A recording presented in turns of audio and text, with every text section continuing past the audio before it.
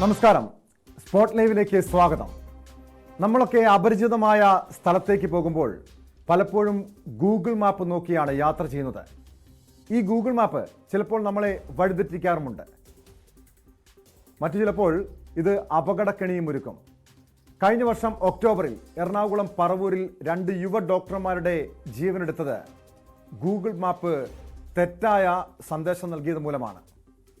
വീണ്ടും ഗൂഗിൾ മാപ്പിൻ്റെ അപകടക്കെണിയെക്കുറിച്ചുള്ളൊരു വാർത്ത കേട്ടു. കോട്ടയത്ത് നിന്ന് ഗൂഗിൾ മാപ്പ് സഹായത്തോടെ യാത്ര ചെയ്യുന്നതിനിടെ ഹൈദരാബാദ് സ്വദേശികളുടെ കാർ തോട്ടിലേക്ക് മറിഞ്ഞു. കോട്ടയം കുറുപ്പന്തറ കടവിലാണ് അപകടമുണ്ടായത്. വാഹനത്തിലുണ്ടായിരുന്ന 4 പേരും രക്ഷപ്പെട്ടു. ഏറെ നേരത്തെ പരിശ്രമത്തിനൊടുവിൽ കാർ കരയ്ക്ക് കയറി. കൃത്യമായ സൈൻ ബോർഡ് ഇല്ലാത്തതാണ് അപകട കാരണമെന്ന് നാട്ടുകാർ പറയുന്നു.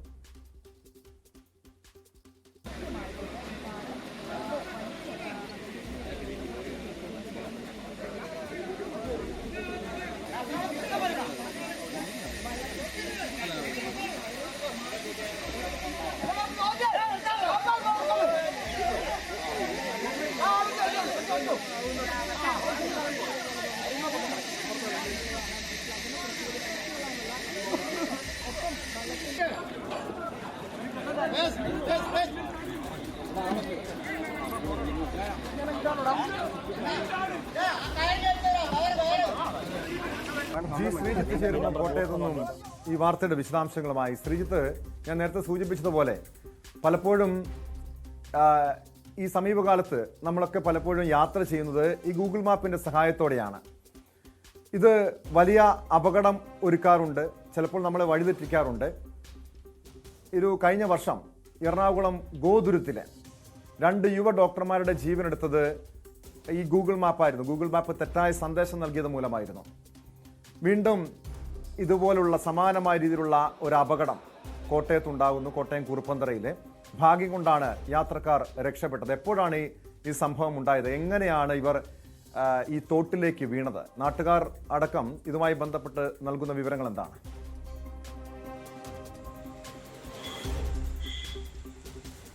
പുലർച്ചെ 4 മണിയോടുകൂടിയാണ് ഈ അപകടം ഉണ്ടാകുന്നതെന്നാണ് നമുക്ക് നാട്ടുകാരിൽ നിന്ന് അറിയാൻ സാധിച്ചത്. ഇത് ആന്ധ്രയിൽ നിന്നുള്ള, ഹൈദരാബാദിൽ നിന്നുള്ള 4 അംഗ സംഘം കേരളത്തിൽ വിനോദസഞ്ചാരത്തിന് വേണ്ടി എത്തിയതായിരുന്നു. അവർ മൂന്നാർ സന്ദർശിച്ചു. അതിനുശേഷം ആലപ്പുഴയിലേക്ക് പോകുമ്പോഴാണ് ഈ അപകടം ഉണ്ടാകുന്നത്. ഈ കുറുപ്പന്തറ വഴി പോകുമ്പോൾ വഴിയാണ് അവർക്ക് ആലപ്പുഴയ്ക്കുള്ള റൂട്ട് കിട്ടിയത് ഗൂഗിൾ മാപ്പിൽ. അതുവഴി പോകുമ്പോൾ ഈ കുറുമ്പത്തറ കടവിന് സമീപത്ത് ഒരു വളവുണ്ട്. അവിടെ നിന്ന് തിരിഞ്ഞു പോകേണ്ടതാണ്. പക്ഷേ അവിടെ മുന്നോട്ടും റോഡുണ്ട്. ഈ മുന്നോട്ടുള്ള റോഡ് നേരെ അവസാനിക്കുന്നത് ഈ ഒരു തോട്ടിലാണ് എന്നുള്ളതാണ്. ഇവിടെ എത്തുമ്പോൾ ഇവർക്ക് ഈ ഗൂഗിൾ മാപ്പിൽ ഈ ഡയറക്ഷൻ മാറേണ്ടത് സംബന്ധിച്ചുള്ള വിവരം ലഭിച്ചില്ല എന്നാണ് നമുക്ക് മനസ്സിലാക്കാൻ സാധിക്കുന്നത്. അവർ നേരെ മുന്നോട്ട് പോകുന്നു. അങ്ങനെ ആ തോട്ടിൽ പതിക്കുന്നു. തോട്ടിൽ വീണ ഉടൻ തന്നെ അവർ ഇതിൻ്റെ പിൻഭാഗത്തെ ഡോറ് തുറന്ന് രക്ഷപ്പെടുകയായിരുന്നു. തോട്ടിലേക്ക് വണ്ടി ഇറങ്ങിയ ഉടൻ തന്നെ അവിടെ നിന്ന് ഏതാണ്ട് 100 മീറ്ററോളം താഴേക്ക് ഈ വാഹനം ഒഴുകി പോവുകയും ചെയ്തു. തുടർന്ന് ഇന്ന് രാവിലെ ആണ് ഈ നാട്ടുകാർ നാട്ടുകാരുടെ വലിയൊരു സംഘം ഇടപെട്ടുകൊണ്ട് അവിടെ നിന്ന് വാഹനം തിരിച്ച് കരയിലേക്ക് എത്തിക്കുന്ന കാഴ്ച നമുക്ക് കാണാൻ സാധിച്ചത്. എന്തായാലും വലിയൊരു അപകടം.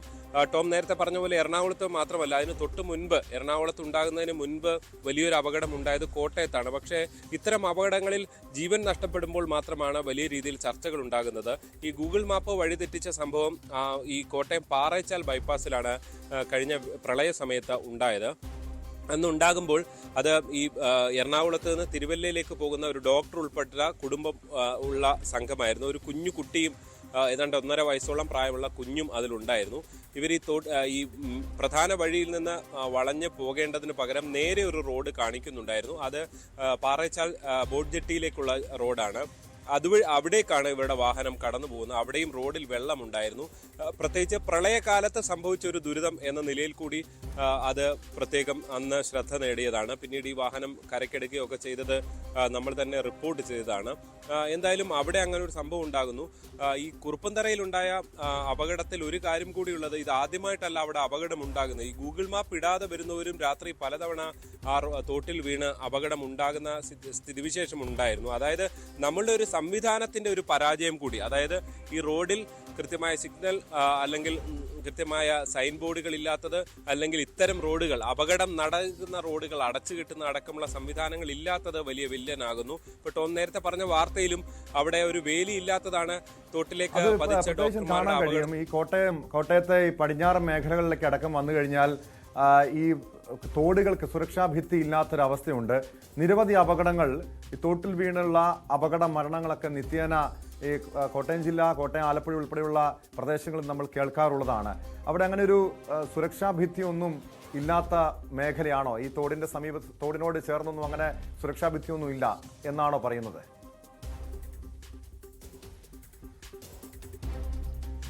ഈ നാട്ടുകാർ ഈ പലതവണ ഈ സംഭവം ഉണ്ടായപ്പോൾ ഒരു ചെറിയ ചങ്ങല അവിടെ കെട്ടിയിരുന്നു. പക്ഷെ ആ ചങ്ങല പൂർണ്ണമായും വീണ് കിടക്കുന്ന സ്ഥിതിയാണുള്ളത്.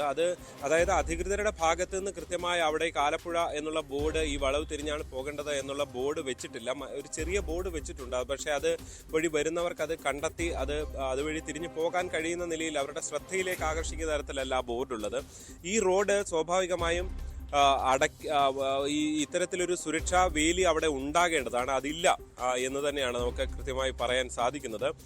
ഈ പ്രദേശത്തുള്ളവരാണെങ്കിൽ അത് വലിയ പ്രശ്നമല്ല. ഇതിപ്പോൾ ഹൈദരാബാദിൽ നിന്ന് കൂടി എത്തിയ ആളുകളാണ്. അവരെ സംബന്ധിച്ച് അവർ മെഡിക്കൽ വിദ്യാർത്ഥികളാണ് എന്ന് തന്നെയാണ് നമുക്ക് ലഭ്യമാകുന്ന വിവരം. അവരെ സംബന്ധിച്ച് വളരെ അപ്രതീക്ഷിതമായി, പ്രത്യേകിച്ച് രാത്രി വൈകിയുള്ള ഒരു യാത്ര കൂടിയാണ്. ആ സമയത്തുണ്ടാകുന്ന ഒരു അപകടം എന്ന നിലയിൽ കൂടിയാണ് ഇവര് ഈ അപകടത്തിലേക്ക് വീണു പോകുന്നത് എന്നതാണ് നമുക്ക് മനസ്സിലാക്കാൻ കഴിയുന്നത് കേട്ടോ.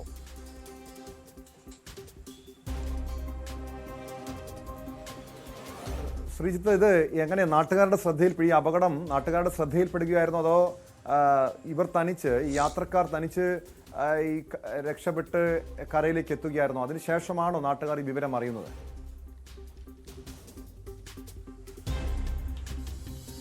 ഈ സംഭവം അറിഞ്ഞ ഉടൻ തന്നെ നാട്ടുകാർ വിവരം അറിഞ്ഞു എന്നാണ് നമുക്ക് ലഭ്യമാകുന്നത്. ഈ ആന്ധ്ര സ്വദേശികൾ അവർ കൂടുതലും തെലുങ്കിലാണ് സംസാരിക്കുന്നത്. അവർ ആ സംഭവത്തെക്കുറിച്ച് മാധ്യമങ്ങളോട് വിശദീകരിച്ചപ്പോഴും അത്തരം കാര്യമായ വിവരങ്ങൾ കൂടുതൽ പങ്കുവച്ചിരുന്നില്ല. അതുകൊണ്ട് ഈ നാട്ടുകാർ ഉണ്ടായ മറ്റൊരു സംഭവത്തെക്കുറിച്ച് കഴിഞ്ഞ ദിവസം പറഞ്ഞത്, 2 ദിവസം മുൻപ് അടിമാലിയിൽ നിന്ന് സമാനമായ രീതിയിൽ ഒരു വാഹനം ഇതേ റൂട്ടിൽ പോവുകയും അവരപ്പോൾ ബഹളം വെച്ച് തടഞ്ഞു നിർത്തുകയും ചെയ്തു എന്നുള്ളതാണ്. അതായത് ഇതിവിടെ ഇങ്ങനെ സംഭവിക്കുന്ന ഒരു നിരന്തര കാഴ്ചയാണ് എന്നുള്ളതാണ് നാട്ടുകാരുടെ അനുഭവത്തിൽ നമുക്ക് മനസ്സിലാക്കാൻ സാധിക്കുന്നത്. അവർ സാക്ഷ്യപ്പെടുത്തുന്നതും അത് തന്നെയാണ്. അതുകൊണ്ട് തന്നെ ഈ ഒരു അപകടത്തിലേക്ക് ആരും എപ്പോൾ വേണമെങ്കിൽ എത്താവുന്ന ഒരു പ്രദേശം കൂടിയാണ് ഈ കുറുപ്പന്തറ കടവിലെ വളവ് എന്നതാണ് എടുത്ത് നമുക്ക് കാണാൻ സാധിക്കുന്നത്. എന്തായാലും ഭാഗ്യം കൊണ്ടാണ് ഇവിടെ ഈ മനുഷ്യരുടെയൊക്കെ ജീവൻ രക്ഷപ്പെടുന്നത്. ഒന്നാമത് അല്പം മഴ പെയ്ത് നിൽക്കുന്ന സമയമാണ്. തോടുകളിലെല്ലാം അത്യാവശ്യം നല്ലപോലെ തന്നെ വെള്ളം ഉള്ളൊരു സാഹചര്യമാണ് ഉള്ളത്. കഴിഞ്ഞ തവണയാണെങ്കിലും പ്രളയ സമയത്ത് ഇത് ഉണ്ടായപ്പോൾ സമാനമായ സാഹചര്യമായിരുന്നു. പ്രത്യേകിച്ച് ഈ സമയത്ത് ഇത്തരം റോഡുകളിലൂടെ യാത്ര ചെയ്യുന്നവരെ സംബന്ധിച്ച് ഒരല്പം കൂടി ഒരു സ്വയരക്ഷ കൂടി അവർ കുറച്ചുകൂടി ചിന്തിക്കണം എന്നതുകൂടി ബോധ്യപ്പെടുന്ന ഒരു സംഭവമാണ് ഇന്ന് കുറുപ്പന്തറയിൽ ഉണ്ടായിരിക്കുന്നത്. അതിനും അപ്പുറത്തേക്ക് നമ്മൾ ഇതിൽ ഒറ്റ വാക്കിൽ ഗൂഗിൾ മാപ്പിനെ പിഴവ് എന്ന് പറയുമ്പോൾ അതിനും അപ്പുറത്തേക്ക് നമ്മുടെ സംവിധാനങ്ങൾ ഇത്തരം പ്രദേശങ്ങളിൽ ആവർത്തിച്ച് അപകടമുണ്ടാകുമ്പോൾ എന്ത് ചെയ്യുകയായിരുന്നു എന്നൊരു ചോദ്യം കൂടി ഈ സംഭവത്തിൽ ഉയർന്നു വരുന്നുണ്ട്.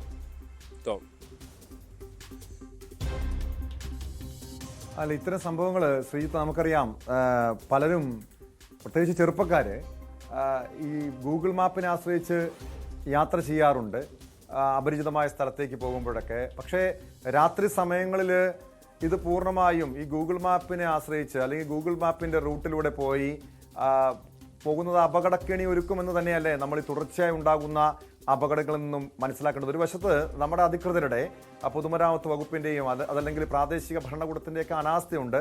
ഇത് മനസ്സിലാക്കുന്നതനുസരിച്ച് ഒരു ചെറിയ ഇടവഴിയാണ്. അവിടെയൊക്കെ പ്രാദേശിക ഭരണകൂടമായിരിക്കാം ഇങ്ങനെയൊരു ഡയറക്ഷൻ കൊടുക്കേണ്ടത്, അല്ലെങ്കിൽ സൈൻ ബോർഡുകൾ വെക്കേണ്ടത്. ഇതങ്ങനെ നാട്ടുകാർ അത്തരമൊരു പരാതി ഇതിനു മുൻപ് ഈ അധികൃതരുടെ ഭാഗത്തു നിന്ന് ഉന്നയിച്ചിട്ടുണ്ട്. ഈ ഒരു വിഷയം ഉന്നയിച്ചിട്ടുണ്ട്, അങ്ങനെ സൈൻ ബോർഡ് വേണം, ഇതിനു മുൻപ് അപകടം ഉണ്ടായിട്ടുണ്ട്, ഇക്കാര്യങ്ങളൊക്കെ ഉന്നയിച്ചിട്ട് എന്തുകൊണ്ടാണ് അവരൊന്നും നടപടി സ്വീകരിക്കാതിരുന്നത്?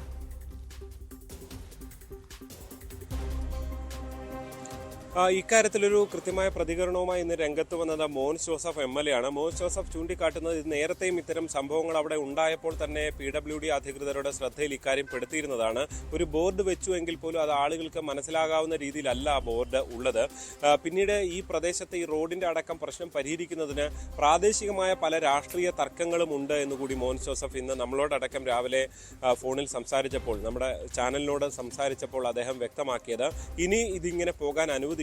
അതുകൊണ്ട് തന്നെ ഇക്കാര്യത്തിൽ സർക്കാരിന്റെ ശ്രദ്ധയിൽ ഇതിനകം പെടുത്തിയ ഒരു വിഷയമാണ്. അതുകൊണ്ട് തന്നെ അടിയന്തര ഇടപെടൽ ആവശ്യപ്പെട്ടുകൊണ്ട് വീണ്ടും ഇതിലൊരു തുടർ നടപടിക്ക് വേണ്ടി ഈ സർക്കാരിന്റെ ശ്രദ്ധയിൽപ്പെടുത്തും എന്നുള്ളതാണ്. ഒരു വശത്ത് ഇതിൽ എടുത്തു കാണേണ്ടത് ഇത് PWDയോട് പറയുമെന്ന് പറയുമ്പോൾ PWD ഭരിക്കുന്നതും മന്ത്രി മുഹമ്മദ് റിയാസാണ്. ടൂറിസത്തിന് വേണ്ടി കേരളത്തിലേക്ക് വന്ന മനുഷ്യരാണിവർ. അത് ഭരിക്കുന്നത് മുഹമ്മദ് റിയാസാണ്, മന്ത്രി മുഹമ്മദ് റിയാസാണ്. സ്വാഭാവികമായും ഇത്തരമൊരു അപകടം ഇപ്പോൾ ആന്ധ്ര പോലുള്ള ഒരു പ്രദേശത്തേക്ക് വാർത്തയായി ചെല്ലുന്നത് വലിയ രീതിയിലായിരിക്കും. അത് നമ്മുടെ ടൂറിസം സാധ്യതകളെ കൂടി ചോദ്യം ചെയ്യുന്ന തരത്തിലായിരിക്കും ഒരു പക്ഷേ ഇത് പ്രചരിപ്പിക്കപ്പെടാൻ സാധ്യത. അതുകൊണ്ട് തന്നെ സുരക്ഷിതമായ ടൂറിസം എന്നുള്ളതും വളരെ പ്രധാനപ്പെട്ട ഒരു വിഷയമായി ഈ വിഷയത്തിൽ നിൽക്കുന്നുണ്ട്. എന്തായാലും രണ്ട് വിഷയവും ഒരു മന്ത്രിയുടെ കീഴിലാണ് എന്നുള്ളത് കൊണ്ട് തന്നെ ഇത്തരം സംഭവങ്ങളിൽ അദ്ദേഹത്തിന് വേഗത്തിൽ ഇടപെടാൻ കഴിയുമെന്ന് തന്നെ പ്രതീക്ഷിക്കേണ്ടി വരും. ഇതൊരു പലയിടത്തായി ഇങ്ങനെ ഉണ്ടാകുന്നത്, ഇതിപ്പോൾ ഏത് പ്രാദേശിക ഭരണകൂടമാണോ എന്നുള്ളതിനപ്പുറത്തേക്ക് ഇത് കേരളത്തിൽ നടക്കുന്ന ഒരു സംഭവമാണ് എന്നുള്ളത് തന്നെയാണ് ഇതിന് പുറത്തുനിന്ന് എത്തുന്ന മനുഷ്യരെ സംബന്ധിച്ച് അവരുടെ മുന്നിൽ ഉള്ള ഒരു വിഷയമായി നിൽക്കുക. നമുക്കറിയാം മേഖലയൊക്കെ ശബരിമല തീർത്ഥാടകർ, ഇത് ലക്ഷക്കണക്കിന് ശബരിമല തീർത്ഥാടകർ തമിഴ്നാട്ടിൽ നിന്നും ആന്ധ്രയിൽ നിന്നും അങ്ങനെ വിവിധ സംസ്ഥാനങ്ങളിൽ നിന്ന് വാഹനങ്ങളിൽ തന്നെ ഓടിയെത്തുന്നവരാണ്. പലപ്പോഴും അപകടങ്ങളിൽ അവർ പെടാറുമുണ്ട്. അതുകൊണ്ട് തന്നെ ഇത്തരം കാര്യങ്ങളെല്ലാം സുരക്ഷിതമായി കേരളത്തിൽ നടക്കുന്നുണ്ട് എന്ന് അത്തരം സംസ്ഥാനങ്ങളെ കൂടി അറിയിക്കേണ്ട, അല്ലെങ്കിൽ അവർക്ക് കൂടി ബോധ്യം വരേണ്ട ഒരു സാഹചര്യം എന്ന നിലയിൽ കൂടി ഇതൊരു ചെറിയ സംഭവമാണ്. അതായത് ജീവൻ നഷ്ടപ്പെടാത്തതുകൊണ്ട് നമുക്കിതൊരു ചെറിയ സംഭവം എന്ന നിലയിൽ മാത്രമേ പൊതുവെ തോന്നുകയുള്ളൂ. പക്ഷേ ഇതിന് അത്രത്തോളം വലിയ ഒരു ഇമ്പാക്റ്റ് ഉണ്ട് എന്നുകൂടി നമ്മൾ ചിന്തിക്കേണ്ടതുണ്ട്.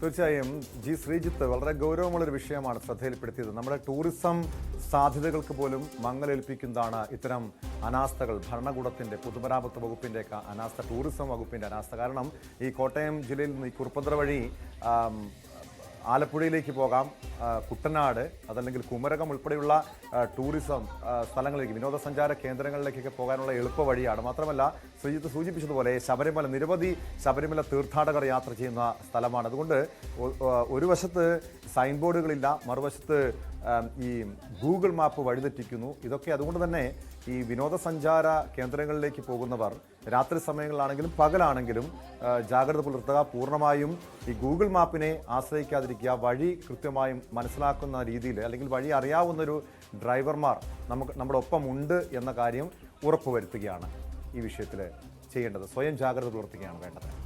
സ്പോട്ട് ലൈവിനെ പരിശോധിക്കുന്നത് കാസർഗോഡ് പടന്നക്കാട്ട് 10 വയസ്സുകാരിയെ തട്ടിക്കൊണ്ടുപോയി പീഡിപ്പിച്ച കേസാണ്. ആ കേസിലെ പ്രതിയെ കഴിഞ്ഞ ദിവസം ആന്ധ്രയിൽ നിന്നും പോലീസ് പിടികൂടിയിരുന്നു. കേസിലെ പ്രതിയുമായി പോലീസ് തെളിവെടുപ്പ് നടത്തുകയാണ്. പ്രദേശത്ത് നാട്ടുകാർ തടിച്ചു കൂടിയതിനെ തുടർന്ന് സംഘർഷാവസ്ഥ നിലനിൽക്കുന്നുണ്ട്.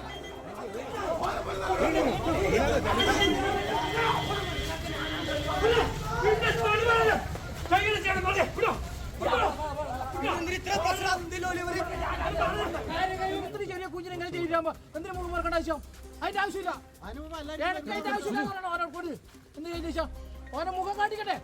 ഇത്രയും ചെറിയ കുഞ്ഞിനെ ഇങ്ങനെ ആക്കുമ്പോൾ എന്തിനു കൊടുക്കേണ്ട ആവശ്യം? മുഖം മറക്കേണ്ട ആവശ്യം നാട്ടുകാർക്ക് കാണണം. നാളെ ഇപ്പൊ ചെയ്യില്ലാന്ന് ഉറപ്പില്ലേ? എത്ര കേസിലെ പ്രതി നിങ്ങൾക്കറിയില്ലേ? നമുക്കറിയാനാ. അതുകൊണ്ട് തന്നെ പറയാം.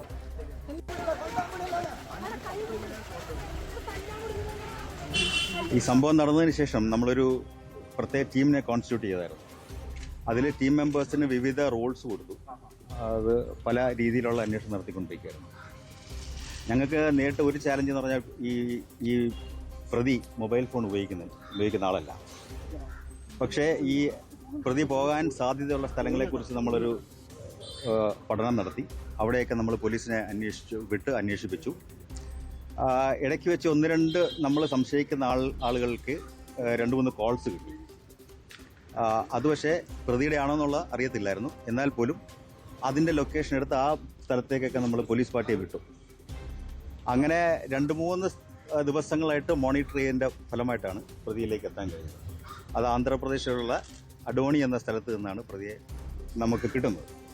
ഈ മൊബൈൽ ആരുടെ ഫോണുകൾ ഇയാൾ ഉപയോഗിക്കുന്നത് റാൻഡമായിട്ടാണ്? അത് റാൻഡമായിട്ട് ഏതെങ്കിലും സ്ഥലത്ത് നിന്ന് ആൾക്കാരെ കാണും, അവരുടെ നിന്ന് മൊബൈൽ യൂസ് ചെയ്യാൻ വേണ്ടി വാങ്ങിച്ച് വിളിക്കുന്നതാണ്. ഈ കുറ്റകൃത്യത്തിലേക്ക് വരുന്നത് എങ്ങനെയാണ്? നേരത്തെ പെൺകുട്ടി പ്ലാൻ ചെയ്ത് വന്നതാണോ, അതിൽ യാദൃശ്ചികമായി വരുന്നതാണോ, എങ്ങനെയാണ്? പ്രതിക്ക് ഒരു ക്രിമിനൽ മെൻറ്റാലിറ്റി ഉള്ള വ്യക്തിയാണ്. നേരത്തെ 2-3 കേസുകളിൽ പ്രതിയാണ്. സമാനമായ ഒരു കേസ് 2022 അപ്പോൾ പ്രതി രാത്രി കാലങ്ങളിൽ ഇങ്ങനെ ഇറങ്ങി നടക്കുന്ന ഒരു സ്വഭാവമുണ്ട്. എവിടെങ്കിലും മോഷണമോ അതുപോലെ ഉള്ള കുറ്റകൃത്യങ്ങൾ ചെയ്യാൻ സാധ്യതയുണ്ടോ എന്ന് അന്വേഷിച്ച് നടക്കുന്ന ഒരു വ്യക്തിയാണ്. അങ്ങനെ ഇതിൻ്റെ ഈ സംഭവ ദിവസം നടന്നു വരുമ്പോൾ ഈ ഒരു വീട്ടിൽ നിന്നും ഒരാൾ ഇറങ്ങി പോകുന്നത് കണ്ടു. അങ്ങനെ ആ വീട്ടിൽ എന്തെങ്കിലും മോഷണമോ മറ്റോ ചെയ്യാൻ സാധ്യതയുണ്ടോ എന്നറിയാൻ വേണ്ടി വീട്ടിൽ കയറിയപ്പോൾ കുട്ടി കിടക്കുന്നത് കണ്ടു. അങ്ങനെ കുട്ടിയെ എടുത്തുകൊണ്ട് പോയിട്ടാണ് ഈ പ്രവൃത്തി ചെയ്തത്. കുടുക സ്വദേശിയായ സലീം എന്ന സൽമാനെ ആന്ധ്രയിലെ അഡോണിയിൽ നിന്ന് കഴിഞ്ഞ ദിവസമാണ് പിടികൂടിയത്. ഇയാളെ ഉച്ചയ്ക്ക് ശേഷം ഹോസ്ദുർഗ് 1ാം ക്ലാസ് മജിസ്ട്രേറ്റ് കോടതിയിൽ ഹാജരാക്കും. KV ബൈജു ചേരുന്നുണ്ട് കാസർഗോഡ് നിന്ന് ഈ വാർത്തയുടെ വിശദാംശങ്ങളുമായി. ബൈജു, കഴിഞ്ഞ ദിവസം ആന്ധ്രയിൽ നിന്നും പ്രതിയെ പിടികൂടുന്നു, ഇന്ന് തെളിവെടുപ്പിനെത്തിക്കുന്നു. തെളിവെടുപ്പ് പൂർത്തിയായോ? ഇയാളെ ചോദ്യം ചെയ്തെന്നും എന്താണ് ഈ ആക്രമണത്തിന്, ഈ സംഭവത്തിന് പിന്നിലെന്ന കാര്യം വ്യക്തമായിട്ടുണ്ട്. നേരത്തെ ഈ കുട്ടിയെ തട്ടിക്കൊണ്ടുപോയി പീഡിപ്പിച്ചു എന്ന് പറയുന്നു. എന്നാൽ അതിന് പിന്നിൽ മോഷണമായിരുന്നു ഇയാളുടെ ലക്ഷ്യം. പിന്നീട് പെൺകുട്ടിയെ ലൈംഗികമായി പീഡിപ്പിക്കുകയായിരുന്നു എന്നാണോ ഈ ചോദ്യം ചെയ്യലിൽ നിന്നും മനസ്സിലാക്കാൻ കഴിയുന്നത്?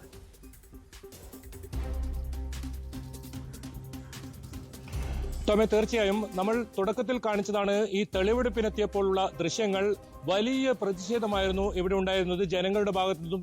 നമ്മൾ തന്നെ അവരുടെ സൗണ്ട് ബൈറ്റ് കേട്ടു. മുഖം മൂടി മാറ്റണമെന്നായിരുന്നു പ്രധാന ആവശ്യം. ഞങ്ങൾക്ക് പ്രതിയെ കാണണം, ഇയാൾ ഈ വലിയൊരു കുറ്റകൃത്യം ചെയ്ത ആളാണ്, ഇനിയും കുറ്റകൃത്യം ചെയ്യും, അതുകൊണ്ട് ഇയാളുടെ മുഖം കാണിക്കണമെന്ന് ആവശ്യപ്പെട്ടായിരുന്നു ജനങ്ങൾ രംഗത്തെത്തിയത്. മാത്രമല്ല, ഇയാളെ മർദ്ദിക്കുന്ന സാഹചര്യം അവിടെ ഉണ്ടായി. ഏതായാലും നേരിയ സംഘർഷം തന്നെ ഉണ്ടായി. പോലീസ് ലാത്തി ചാർജ് നടത്തി. ഏറ്റവും ഒടുവിൽ ഈ തെളിവെടുപ്പ് പൂർത്തിയായാണ് മടങ്ങിയത്. ഏതായാലും തെളിവെടുപ്പ് ഇപ്പോൾ പൂർത്തിയായിരിക്കുന്നു. ഈ സംഭവം നടന്ന സ്ഥലത്തെത്തിച്ചാണ്, പ്രതി എത്തിച്ചാണ് തെളിവെടുപ്പ് നടത്തിയത്. വലിയ ജനക്കൂട്ടമായിരുന്നു ആ സമയത്തൊക്കെ ആ പ്രദേശത്തുണ്ടായിരുന്നത്. എന്തായാലും ഇതിൽ ഏറ്റവും പ്രധാനം ഈ തെളിവെടുപ്പ് തന്നെയാണ്. അത് പോലീസ് ഏതായാലും പൂർത്തിയാക്കിയിട്ടുണ്ട്. ഇനി ഈ കൃത്യത്തിലേക്ക് വന്നാൽ ഇതിൽ പോലീസ് പറയുന്നത് ഇയാളുടെ ലക്ഷ്യം മോഷണമായിരുന്നു. മോഷണത്തിനായാണ് ഇയാൾ ഈ ഭാഗത്തെത്തിയത്. ആ സമയത്ത് വാതിൽ തുറന്നത് കണ്ട് ഇയാൾ അകത്ത് കിടക്കുമ്പോൾ ഈ 10 വയസ്സുകാരി അവിടെ കിടന്നിറങ്ങുകയായിരുന്നു. ഈ കാതിലെ കമ്മൽ ഇയാൾ മോഷ്ടിക്കാനായിരുന്നു ഇയാൾ പദ്ധതിയിട്ടത്. അതിനായി കുട്ടിയെ ഇയാൾ എടുത്ത് പുറത്തേക്ക് കൊണ്ടുവന്നു. പക്ഷേ കുട്ടി അപ്പോഴേക്കും ഉണരുകയും ബഹളം വെക്കുകയും ചെയ്തതോടുകൂടി ഇയാൾ കൊല്ലും എന്ന് പറഞ്ഞ് ഭീഷണിപ്പെടുത്തിയും പിന്നീട് ഇയാളുടെ സ്വഭാവം മാറുകയും ലൈംഗികമായി ഇത്തരത്തിൽ പീഡിപ്പിക്കുന്ന ഒരു സാഹചര്യത്തിലേക്ക് എത്തുകയും ചെയ്തു എന്നാണ് ഇയാളുടെ മൊഴി. അതാണ് പോലീസും പറയുന്നത്. ശരിയാണ്, ഈ കാര്യത്തിൽ വലിയ തോതിലുള്ള സമയം 10 ദിവസത്തിനുള്ളിൽ തന്നെ ഈ പ്രതിയെ പിടികൂടാൻ കഴിഞ്ഞു എന്നത് വലിയ ആശ്വാസമാണ് പോലീസിനെ സംബന്ധിച്ചിടത്തോളം. നിർണായകമായത് ഇയാൾ ഇവിടെ നിന്നും തലശ്ശേരിയിലേക്ക് പോയി, അവിടെ നിന്നും ബാംഗ്ലൂരുവിലേക്ക് പോയി, അവിടെ നിന്നും മഹാരാഷ്ട്രയിലേക്ക് പോയി, പിന്നീടാണ് ആന്ധ്രാപ്രദേശിലേക്ക് എത്തുന്നത്. ഏതായാലും പോലീസിന് മറ്റ് കാര്യങ്ങളില്ലെങ്കിൽ ഇയാളെ പിടികൂടുക വളരെ പ്രയാസമായിരുന്നു. ഇയാൾ കൃത്യമായ 2 ഫോൺ കോളുകൾ ഇയാൾ വിളിച്ചിരുന്നു. അതാണ് ഈ കേസിൽ ഏറ്റവും നിർണായകമായത്. ആദ്യത്തെ ഫോൺ കോൾ എത്തിയപ്പോൾ തന്നെ പോലീസ് ആന്ധ്രാപ്രദേശിലേക്ക് പുറപ്പെട്ടിരുന്നു. പിന്നീട് 2ാമത്തെ ഫോൺ കോൾ വരുമ്പോൾ കൃത്യമായി ഇയാൾ ലൊക്കേഷൻ പിടികൂടിയായിരുന്നു. ഇയാൾ ഇവിടെ നിന്നും മറ്റൊരു സ്ഥലത്തേക്ക് രക്ഷപ്പെടാൻ ഒരു റെയിൽവേ സ്റ്റേഷനിലെത്തിയ സമയത്താണ് കൃത്യമായി ഈ സംഘം എത്തുന്നതും ഇയാളെ പിടികൂടുന്നതും. അങ്ങനെയാണ് ഇയാളെ ഇന്നലെ രാത്രിയോടുകൂടി കാസർഗോഡ് എത്തിക്കുന്നത്. ഇയാളെ വിശദമായ ചോദ്യം ചെയ്യലിൽ ഇയാൾ 2 കവർച്ചാ കേസുകൾ കൂടി നടത്തിയതായി ഇയാൾ കുറ്റം സമ്മതിച്ചിട്ടുണ്ട്. അത് ഈ സംഭവം നടക്കുന്നതിന് 3 ദിവസം മുൻപാണ് പടന്നക്കാട് കുറുന്തൂർ എന്ന് പറയുന്ന ഒരു സ്ഥലത്ത് ഒരു വീട്ടിൽ അതിക്രമിച്ച് കയറി ഒരു സ്ത്രീയുടെ മാല ഇത്തരത്തിൽ തട്ടിപ്പറിച്ചു. അതും സമാനമായ രീതിയിൽ ആയിരുന്നു സംഭവം. വീടിനകത്ത് കയറി മാല തട്ടിപ്പറിച്ച് പുറകുവശത്തെ വാതിലൂടെ ഇയാൾ രക്ഷപ്പെടുകയായിരുന്നു. അതേപോലെ മറ്റൊരു കേസും ഇതേ സമാന രീതിയിൽ ഇയാൾ ചെയ്തിരുന്നു. ഇത് രണ്ടും ഇയാൾ കുറ്റം സമ്മതിച്ചിട്ടുണ്ട്. ഇതിൽ ഹോസ്ദുർഗ് പോലീസ് 2 കേസുകൾ കൂടി ഇയാൾക്കെതിരെ രജിസ്റ്റർ ചെയ്തിട്ടുമുണ്ട്. എന്തായാലും ഇനി ഈ കമ്മൽ ഇയാൾ വിറ്റത് കൂത്തുപറമ്പുള്ള ഒരു ജ്വല്ലറിയാണ്. അവിടെ ഇയാളൊരു സ്ഥിരം കുറ്റവാളിയാണ് എന്ന കാര്യം ഇപ്പൊ പോലീസിന് വ്യക്തമായിട്ടുണ്ട്. നേരത്തെ മറ്റ് തരത്തിലുള്ള ക്രിമിനൽ സ്വഭാവമുള്ള വ്യക്തിയാണ്, ലൈംഗിക വൈകൃതമുള്ള വ്യക്തിയാണ് ഈ സലീം എന്നായിരുന്നല്ലോ പോലീസ് നൽകിയിരുന്ന വിവരങ്ങൾ. പക്ഷേ ഇയാളുടെ പ്രധാനപ്പെട്ട ലക്ഷ്യം മോഷണം തന്നെയാണ് എന്നാണ് മനസ്സിലാക്കാൻ കഴിയുന്നത്. ബൈജു സൂചിപ്പിച്ചതുപോലെ ഇതിനു മുൻപ് കാസർഗോഡ് ഈ സമീപ ദിവസങ്ങളുണ്ടായ മറ്റ് കവർച്ചാ കേസുകളുടെ പിന്നിലും ഈ സലീമാണ് എന്ന് പോലീസിന് വ്യക്തമായത് ഇയാളെ പിടികൂടി ചോദ്യം ചെയ്തതിൽ നിന്നാണോ?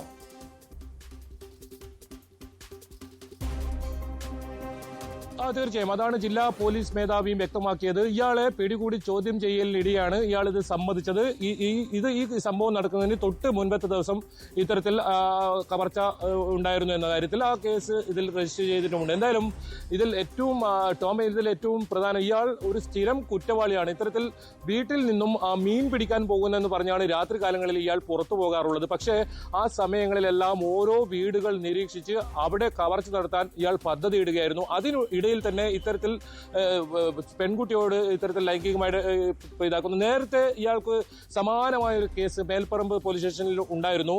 അതിൽ ഇയാൾ 3 മാസം ജയിലിൽ കിടന്നതാണ്. അതായത് 10ാം തരത്തിൽ പഠിക്കുന്ന വിദ്യാർത്ഥിനിയെ ആദൂറുള്ള ഒരു വനത്തിൽ സ്കൂട്ടറിൽ കൊണ്ടുപോയി സ്കൂളിൽ കൊണ്ടാക്കാമെന്ന് പറഞ്ഞ് വീട്ടുകാർക്കൊപ്പം ഇയാൾക്കൊപ്പം അയച്ച ഈ ആദൂർ വനത്തിലേക്ക് കൊണ്ടുപോയി ഈ തരത്തിൽ പീഡിപ്പിച്ച ഒരു കേസാണ്.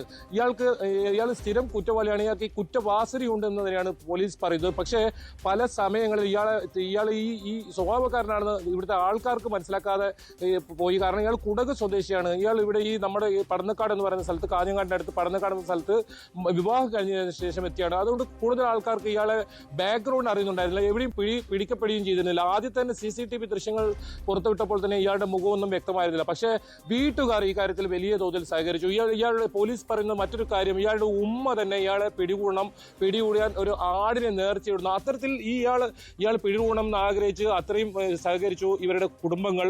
ഈ ഫോൺ കോൾ വന്നപ്പോൾ അപ്പോൾ തന്നെ പോലീസിന് ഇവരെ മറിച്ചു ഇങ്ങനെ വിളിച്ചിട്ടുണ്ടെന്ന കാര്യം. ഇതെല്ലാം അനുകൂലമായതുകൊണ്ടാണ് നമുക്കറിയാം 10 ദിവസമായി സ്പോട്ട് ലൈവ് ഈ വാർത്ത ചർച്ച ചെയ്തുകൊണ്ടിരിക്കുകയാണ്. ഓരോ ഘട്ടങ്ങളും കൃത്യമായി ഈ പ്രേക്ഷകരിലേക്ക് നമ്മൾ എത്തിച്ചുകൊണ്ടേയിരുന്നു. അത് ജില്ലാ പോലീസ് മേധാവിയും അല്പസമയം മുമ്പ് നടന്ന വാർത്താ സമ്മേളനത്തിൽ പ്രശംസിക്കുന്നുണ്ടായിരുന്നു. കാരണം മാധ്യമങ്ങൾ ബൈജു തന്നെ പുറത്തുവിട്ട, നമ്മൾ ന്യൂസ് 18 പുറത്തുവിട്ട ആ CCTV ദൃശ്യങ്ങളാണ് പ്രതിയിലേക്ക് എത്താൻ പോലീസിന് ഏറെ സഹായകരമായത്. ആ ദൃശ്യങ്ങൾ കണ്ട് തിരിച്ചറിഞ്ഞ് പിന്നീട് പ്രതിയുടെ തന്നെ ഭാര്യ പോലീസിനെ വിവരം അറിയിക്കുകയായിരുന്നു. ഭാര്യയോടും മക്കളോടും ഇയാൾ സമാനമായ രീതിയിൽ പലപ്പോഴും ക്രൂരമായി അവരെ വേട്ടയാടിയിരുന്നു, പീഡിപ്പിച്ചിരുന്നു എന്ന വിവരങ്ങൾ പുറത്തു വരുന്നുണ്ട്. ഉമ്മ തന്നെ ഇയാൾ പിടികൂടണമെന്ന് ഉമ്മ തന്നെ ആവശ്യപ്പെടുന്നുണ്ട്. അതായത് കുടുംബാംഗങ്ങൾക്ക് പോലും, സ്വന്തം നാട്ടിൽ മാത്രമല്ല കുടുംബത്തിന് പോലും വലിയ രീതിയിൽ ഒരു തലവേദന സൃഷ്ടിച്ചിരുന്ന വ്യക്തിയായിരുന്നു ഇയാളെന്ന് തന്നെയാണല്ലേ മനസ്സിലാക്കേണ്ടത്?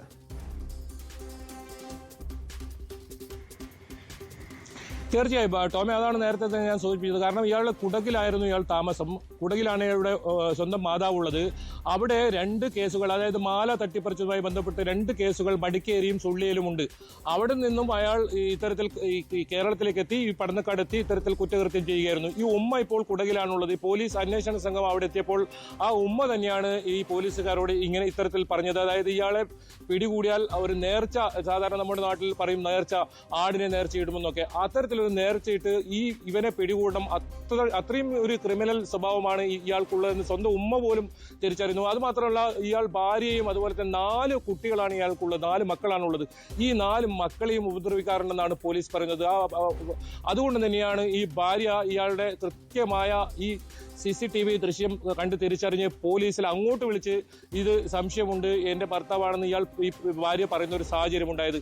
അത് തന്നെയാണ് ഇതിൽ ഏറ്റവും പ്രധാനപ്പെട്ട വഴിത്തിരിവായത്. അതിനുശേഷം ഈ പ്രതി ഇവിടുന്ന് നാട് വിട്ടതിന് ശേഷം ഇത്തരത്തിൽ ഇയാളുടെ ഫോൺ വിളി, അതായത് ഇയാൾ സ്വന്തമായി ഫോൺ ഉപയോഗിക്കാറില്ല, അത്തരത്തിലുള്ളൊരു കുറ്റവാളിയാണ്. ഏതെങ്കിലും കുറ്റകൃത്യം ചെയ്താൽ പിടിക്കപ്പെടരുത് എന്ന് കണക്കൂട്ടി കൃത്യമായി നീങ്ങുന്ന ഒരു കുറ്റവാളി എന്ന് വേണം ഇതിൽ നിന്ന് മനസ്സിലാക്കുക. അത് തന്നെയാണ് ജില്ലാ പോലീസ് മേധാവി പറഞ്ഞത്, ഇയാളൊരു ക്രിമിനൽ സ്വഭാവമുള്ള ആളാണെന്ന്. ഇയാൾ അത്തരത്തിൽ പലരുടെയും ഫോൺ എടുത്ത് ഇത്തരത്തിൽ വിളിക്കുന്ന ഒരു സാഹചര്യം. അങ്ങനെ ഇയാളുടെ ഒരു ബന്ധുവിനെ ഇയാൾ ഫോൺ വിളിച്ചതാണ്. ആ ഫോൺ വിളിയാണ് നിർണായകമായത്. 2 കാര്യമാണ് ഏറ്റവും നിർണായകമായത്. ഒന്ന് CCTV ദൃശ്യം നമ്മൾ പുറത്തുവിട്ടത്, രണ്ടാമത് ഇയാളുടെ ഫോൺ വിളി. ആ ഫോൺ വിളി കേന്ദ്രീകരിച്ച് നടത്തിയ അന്വേഷണം. രണ്ടാമത് 2 തവണയാണ് ഇയാൾ ഫോൺ വിളിച്ചത്. അതിൽ കൃത്യമായ ലൊക്കേഷൻ ലഭിച്ചു. ആ ലൊക്കേഷനിൽ കൃത്യമായി ഈ സംഘം പോയി ഇയാളെ സാഹസികമായാണ് പിടികൂടിയത്. തെളിവെടുപ്പ് പൂർത്തിയാക്കും, അതിനുശേഷം കോടതിയിൽ ഹാജരാക്കും. പ്രതിയെ വീണ്ടും കസ്റ്റഡിയിൽ വാങ്ങാനുള്ള സാധ്യതയുണ്ടോ? കാരണം ബൈജു സൂചിപ്പിച്ചതുപോലെ നിരവധി ക്രിമിനൽ കേസുകളിൽ ഇയാൾ പ്രതിയാണെന്ന് പോലീസിന് കണ്ടെത്താൻ കഴിഞ്ഞിട്ടുണ്ട്, മനസ്സിലാക്കാൻ കഴിഞ്ഞിട്ടുണ്ട്. പക്ഷേ ഇനിയും ഇയാളെ വിശദമായി കൂടുതൽ ചോദ്യം ചെയ്താൽ ഇയാളുടെ മറ്റ് ക്രിമിനൽ പശ്ചാത്തലം സംബന്ധിച്ചുള്ള വിവരങ്ങൾ ലഭ്യമാകുമല്ലോ. അതുകൊണ്ട് തന്നെ വീണ്ടും കസ്റ്റഡിയിൽ വാങ്ങാനുള്ള സാധ്യതയുണ്ടോ?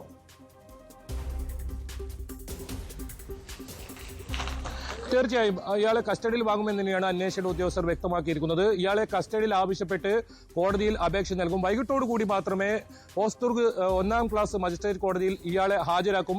ഇനിയും തെളിവെടുപ്പ് നടത്തേണ്ടതുണ്ട്. ഞാൻ നേരത്തെ സൂചിപ്പിച്ചതുപോലെ കൂത്തുപറമ്പാണ് ഇയാൾ ഈ സ്വർണ്ണക്കമ്മൽ, ഈ കുട്ടിയുടെ സ്വർണ്ണക്കമ്മൽ ഇത്തരത്തിൽ വിൽപ്പന നടത്തിയത്. അവിടെ കൊണ്ടുപോയി ഇത്തരത്തിൽ തെളിവെടുപ്പ് നടത്തേണ്ടതുണ്ട്. ഏതായാലും ഇന്ന് പോലീസിന് അതിനൊരു സമയം ലഭിച്ചിട്ടില്ല. അതുകൊണ്ട് തന്നെ കസ്റ്റഡിയിൽ വാങ്ങിയതിന് ശേഷം അത്തരം തെളിവുകൾ ശേഖരിക്കുക. ഇയാളുടെ വസ്ത്രം, അന്ന് ധരിച്ചിരുന്ന വസ്ത്രം കണ്ടുകിട്ടാനുണ്ട്. അതും പോലീസിന് ഇനി ഉണ്ട്. ഏതായാലും എത്രയും പെട്ടെന്ന് ഇയാളെ കസ്റ്റഡിയിൽ വാങ്ങുക, ഇതിന് മറ്റ് തെളിവുകൾ ശേഖരിക്കുക. അതായത് ശാസ്ത്രീയമായ മുഴുവൻ തെളിവുകളും ഇതിൽ ശേഖരിക്കുക എന്ന് തന്നെയാണ് പോലീസ് ലക്ഷ്യമിടുന്നത്. അത് തന്നെയാണ് പോലീസ് പറഞ്ഞത്. ഏതെങ്കിലും തരത്തിൽ ഇതിന്റെ ഏതെങ്കിലും ഒരു പഴുത് ഉപയോഗിച്ച് ഈ പ്രതി രക്ഷപ്പെടുന്ന സാഹചര്യം ഉണ്ടാകരുത്. അതുകൊണ്ട് കൃത്യമായ ശാസ്ത്രീയമായ തെളിവുകൾ ശേഖരിക്കുക തന്നെയാണ് പോലീസിന്റെ ലക്ഷ്യം. ഈ പെൺകുട്ടി ആദ്യം പറഞ്ഞ സ്ഥലത്തായിരുന്നില്ല ഇന്ന് ഈ സംഭവം നടന്ന സ്ഥലം. ഇതിൽ നിന്നും മാറിയായിരുന്നു. ഈ പ്രതി കൃത്യമായി ഈ സ്ഥലം കാണിക്കുന്നുണ്ടായിരുന്നു. ഒരു 600 മീറ്റർ മാറി മറ്റൊരു വയൽ പ്രദേശത്തായിരുന്നു ഈ കുട്ടിയെ ലൈംഗികമായി പീഡിപ്പിച്ചത്. ആ സ്ഥലത്ത് കൃത്യമായി ഇന്ന് പോലീസ് കൊണ്ടുപോയി ആ കാര്യങ്ങളൊക്കെ പൂർത്തിയായി. പക്ഷേ ഈ കമ്മൽ ഉൾപ്പെടെയുള്ള സാധനങ്ങൾ കണ്ടെത്തേണ്ടതുണ്ട്. അതിന് ഇനി വരും ദിവസങ്ങളിൽ കസ്റ്റഡിയിൽ വാങ്ങി മാത്രമേ പോലീസിന് ഈ സംബന്ധിച്ച് തെളിവെടുപ്പ് നടത്താനാവും. ഇയാളുടെ മറ്റ് കവർച്ച, ഏതെങ്കിലും ഈ 2 കവർച്ച കേസുകളല്ലാതെ കൂടുതൽ ഏതെങ്കിലും കേസുകളിൽ ഇയാൾ ഉൾപ്പെട്ടിട്ടുണ്ടോ എന്ന് അറിയേണ്ടതുണ്ട്. കാരണം നമുക്കറിയാം, ആന്ധ്രാപ്രദേശിൽ നിന്ന് പ്രതി എത്തിച്ച് വളരെ ചുരുക്കം സമയം മാത്രമേ പോലീസിന് ലഭിച്ചിട്ടുള്ളൂ. അത് ആ സമയത്തിനുള്ളിൽ തന്നെ പൂർത്തിയാക്കി പെട്ടെന്ന് തന്നെ മജിസ്ട്രേറ്റിന് മുന്നിൽ ഹാജരാക്കി ഇത്തരത്തിൽ കസ്റ്റഡിയിൽ വാങ്ങുക എന്ന് തന്നെയാണ് പോലീസ് ലക്ഷ്യമിടുന്നത്. അതിന് ഇന്ന് അപേക്ഷ സമർപ്പിക്കുമെന്നും പോലീസ് വ്യക്തമാക്കിയിട്ടുണ്ട്. ഏതായാലും ജില്ലാ പോലീസ് മേധാവി ഉൾപ്പെടെയുള്ളവർ ഇപ്പോൾ കാഞ്ഞങ്ങാടുണ്ട്. ഇനിയിപ്പോൾ 4 മണിയോടുകൂടിയാണ് മജിസ്ട്രേറ്റിന് മുന്നിൽ ഹാജരാക്കുന്നത്. അപ്പോൾ തന്നെ കസ്റ്റഡി അപേക്ഷ നൽകും. നാളെയോ മറ്റന്നാളോ ഇയാളെ കസ്റ്റഡിയിൽ വിട്ടുകിട്ടുമെന്ന ഒരു പ്രതീക്ഷയിലാണ് അന്വേഷണ സംഘം ഉള്ളത്. ടോം,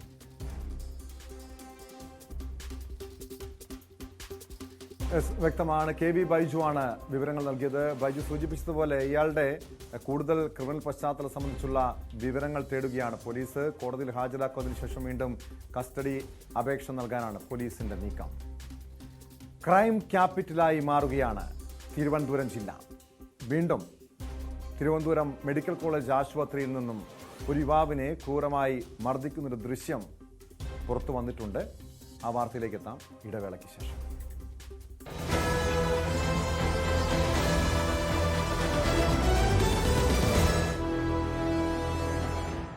വൈക്കില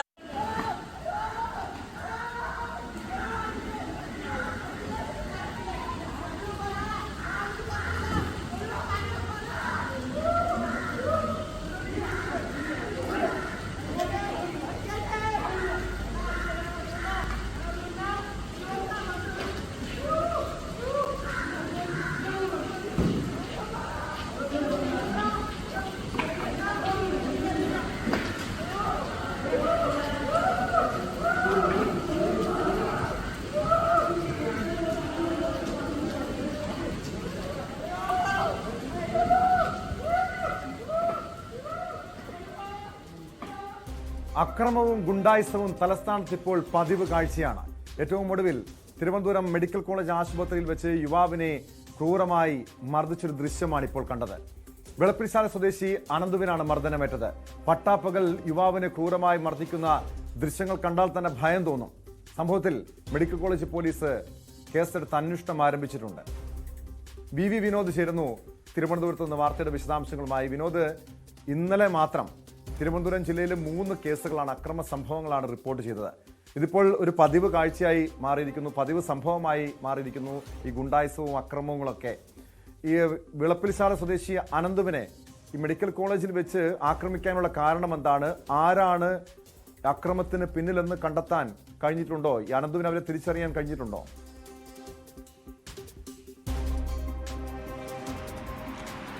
ടോം, കഴിഞ്ഞ ദിവസമാണ് മെഡിക്കൽ കോളേജിൽ ഈ പീഡിയാട്രിക് വിഭാഗത്തിന് സമീപം അവിടെ ജനറേറ്റർ റൂമുണ്ട്.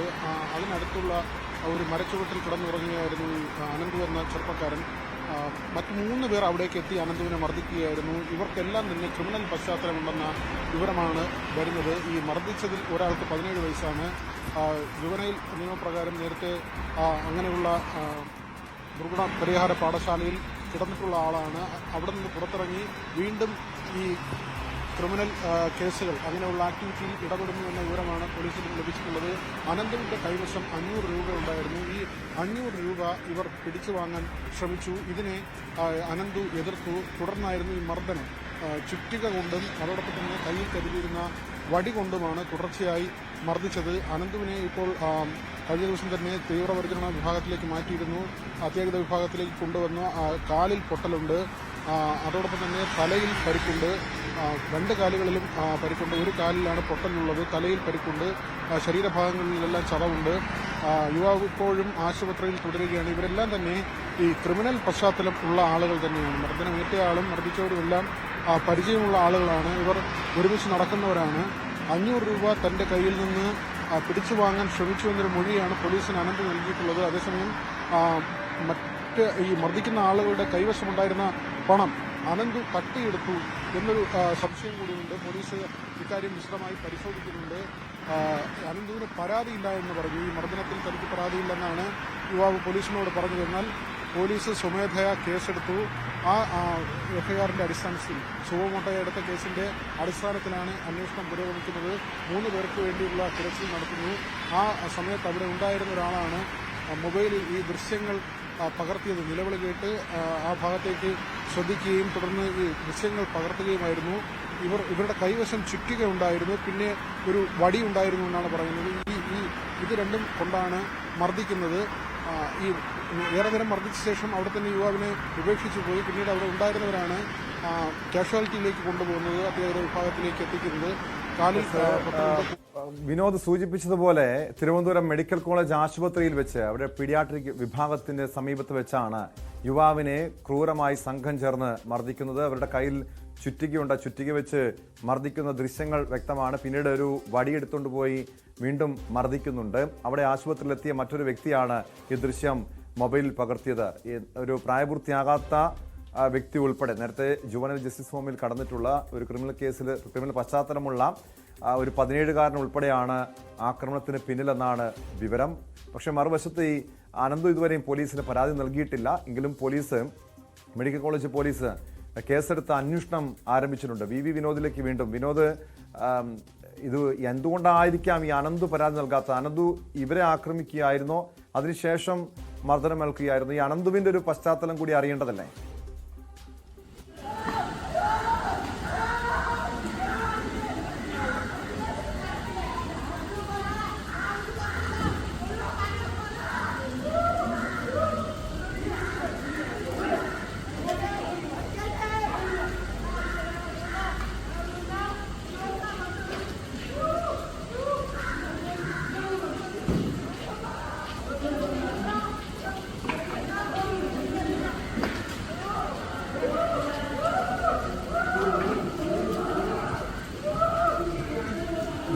വിനോദിലേക്ക് വീണ്ടും. വിനോദ്, ആ ദൃശ്യങ്ങളിൽ അനന്തു നിലവിളിക്കുന്ന ശബ്ദം കേൾക്കാം.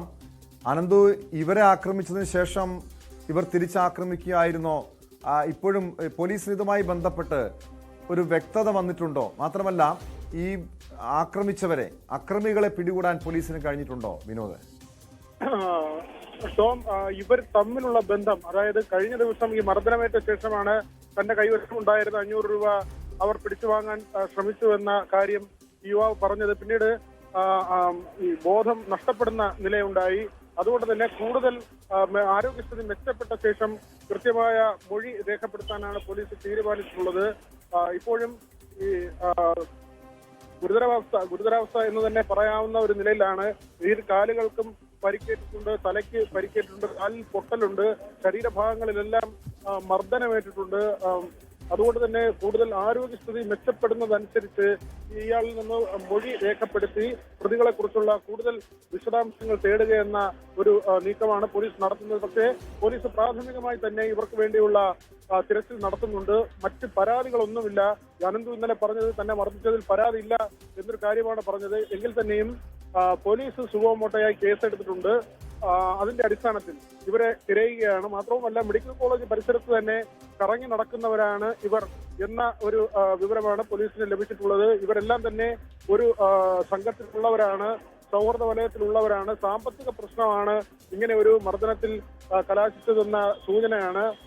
അനന്ത് പറയുന്നത് പൂർണ്ണമായും പോലീസ് മുഖവിലേക്ക് എടുത്തിട്ടില്ല. തന്റെ പക്കലുണ്ടായിരുന്ന 500 രൂപ തട്ടിയെടുക്കാൻ ശ്രമിച്ചുവെന്നാണ് അനന്തുവിന്റെ മൊഴി. എന്നാൽ ഈ മർദ്ദിക്കുന്നവരുടെ പക്കൽ നിന്ന് ഈ അനന്തു പണം കട്ടെടുത്തോ അല്ലെങ്കിൽ കവർച്ച ചെയ്തോ എന്ന ഒരു സംശയം പോലീസിനുണ്ട്. അതുകൊണ്ട് തന്നെ ആ നിലയ്ക്കുള്ള അന്വേഷണം കൂടി പോലീസ് നടത്തുന്നുണ്ട്. ഏതായിരുന്നാലും ഈ മർദ്ദന സംഭവത്തിൽ പോലീസ് സ്വമേധയാ തന്നെ കേസെടുക്കുകയായിരുന്നു. ഈ ദൃശ്യങ്ങൾ പുറത്തു വന്നതോടുകൂടിയാണ് ഇതിന്റെ ഒരു ഭീകരത മനസ്സിലായത്.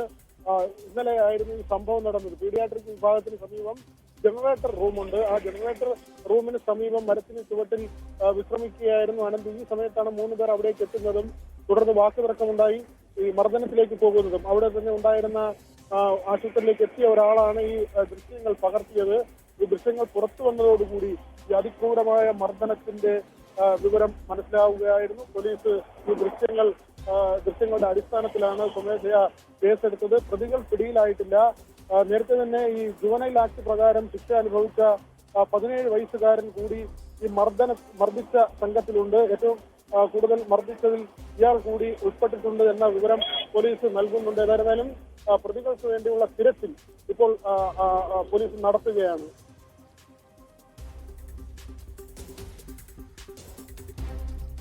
വ്യക്തമാണ്. വി വിനോദാണ് തിരുവനന്തപുരത്ത് നിന്ന് വിവരങ്ങൾ നൽകിയത്. പ്രായപൂർത്തിയാകാത്ത കുട്ടികൾ പോലും തിരുവനന്തപുരത്ത് നമ്മുടെ നാട്ടിൽ ഈ രീതിയിൽ അക്രമങ്ങൾക്ക് നേതൃത്വം നൽകുന്നു. തിരുവനന്തപുരം മെഡിക്കൽ കോളേജിൽ വെച്ചാണ് പട്ടാപ്പകൽ ഒരു യുവാവിനെ സംഘം ചേർന്ന് ക്രൂരമായി മർദ്ദിച്ച ദൃശ്യങ്ങൾ പുറത്തു വന്നത്. ഈ പ്രതികൾക്ക് വേണ്ടി പോലീസ് അന്വേഷണം ഊർജിതമാക്കിയിരിക്കുകയാണ്. മറ്റൊരു വാർത്തയിലേക്കാണ് സ്പോട്ട് ലൈവിന് പോകുന്നത്. അവയവക്കടത്തിന്റെ ഞെട്ടിപ്പിക്കുന്ന വിവരങ്ങൾ പുറത്തുവരുന്നു. ഇന്ത്യയിലെ സാമ്പത്തിക ഇടപാടുകൾ കൈകാര്യം ചെയ്തിരുന്നത് പിടിയിലായ സജിത്ത് എന്നാണ് പോലീസിന് ലഭ്യമായിരിക്കുന്ന വിവരം. മുഖ്യ സൂത്രധാരന്മാരായ മധുവിന്റെയും സാബിത്തിന്റെയും അക്കൗണ്ടിലേക്ക് സജിത്ത് നടത്തിയത് ലക്ഷങ്ങളുടെ ഇടപാടെന്നും അന്വേഷണ സംഘം കണ്ടെത്തി.